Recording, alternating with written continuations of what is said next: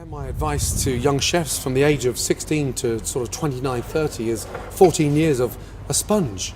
You're absorbing knowledge. Don't take a job for the sake of money. Don't worry about earning £500 a month or a year more somewhere else. Go and get knowledge, because that becomes a bigger passport for everything. The money will come once you've mastered your craft and you become incredibly talented. Work for big chefs and find a different level of comfort. When things get too comfortable and you're still living with your parents and you've still got your first job and you don't want to move out because everything's too comfortable, get out. Put yourself in a strange situation in the middle of Barcelona. Put yourself in the middle of Paris, put yourself in the middle of Belgium and see what's available.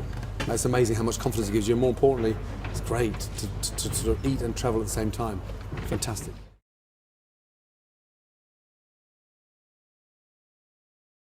My first passion before food was football. But I was always a good eater, great lover of food, and I grew up partly in Scotland, partly down south. So we had that sort of token of appreciation of home-cooked food.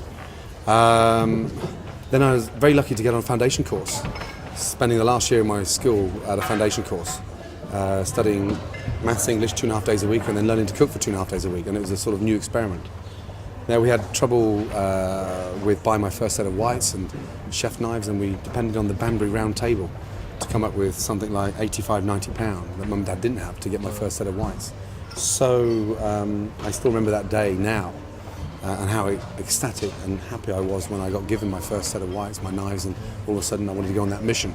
Football was a sort of huge burning ambition, and I was trying to decide. Yourself, did you not? Yeah, I had a horrific injury where I smashed my cartilage, and then all of a sudden, what do you do? You sit there and get bitter. But I had this little burning desire of this sort of chef, this ambition, and then I sort of channeled that frustration from football into cooking in a way that I just wanted to learn. The foundation course was huge. Did a sitting guild 706. I was a mature part-time student, and Mum and Dad didn't have the money to send me to college full-time. So it was hard, but what I did do is take a job in the industry. I worked 6 days a week and went to college 1 day a week. So then everything started becoming clearer. Got my qualifications, the basic, and then went to London. And that's where it really just took off.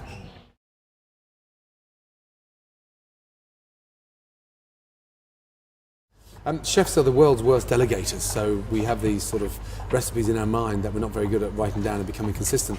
The importance of putting recipes together establishes a consistent high mark in terms of cooking standards. So putting a recipe together, fine-tuning it is paramount. Teaching somebody that recipe is even greater.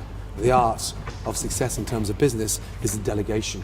I've got 1,750 chefs and waiters in my team, and I need to teach young chefs the importance of how to cook properly. The first thing we do is teach them how to taste. If they don't understand how it tastes perfectly, then they shouldn't be cooking it. But if you know how something tastes perfectly, you'll cook it 10 times better. So we have a bit of an old-fashioned scenario. We focus on taste and then we cook.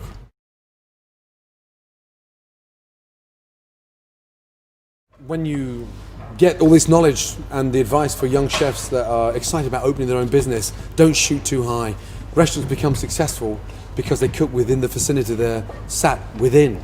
Don't start reaching for stars and stripes. Focus on your customers. They're your biggest critics. Secondly, keep it local. Become the best bistro. Then after the bistro, take it up a little level.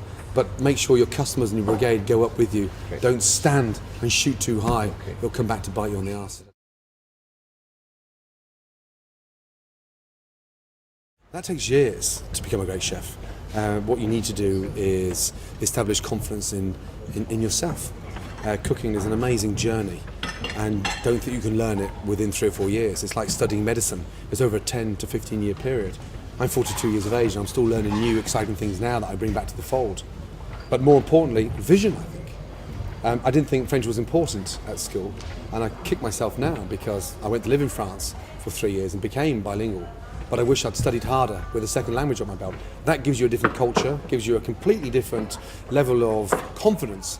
Learning French cuisine, mannerism, and cooking in a very robust, tenacious way. So, yeah, vision and open-mindedness. Okay. And we never cut corners. The minute you start cutting corners in food, time out. There's no worse job to have than to cut corners in food. So, attention to detail, an amazing, exciting journey.